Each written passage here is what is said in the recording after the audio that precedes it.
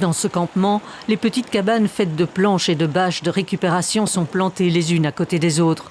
Mais pour y pénétrer, c'est une autre histoire. Nous accompagnons la présidente du CPAS de Schaerbeek.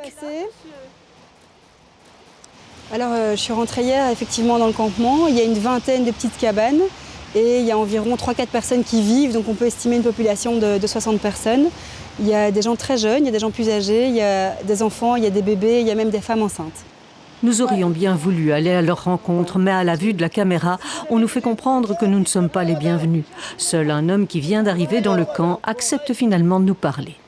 Quand vous êtes arrivé là dans le campement, comment vous avez fait? Vous avez dû acheter? Expliquez-nous. Oui, j'ai acheté un petit colis, un petit baraque là.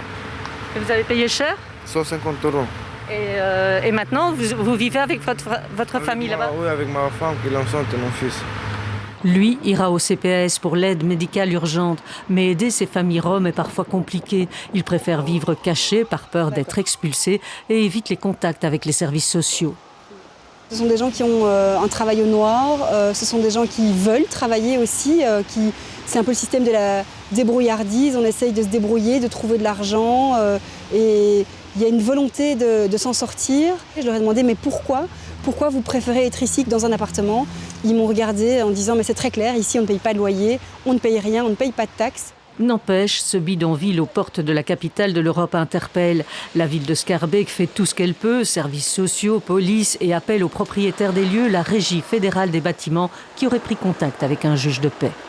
C'est difficile en fonction évidemment des droits et des règles et des lois qui existent, mais aussi en fonction de la réponse des personnes. Si elles-mêmes ne souhaitent pas que l'on apporte des aides, qu'on les accompagne, c'est effectivement aussi compliqué.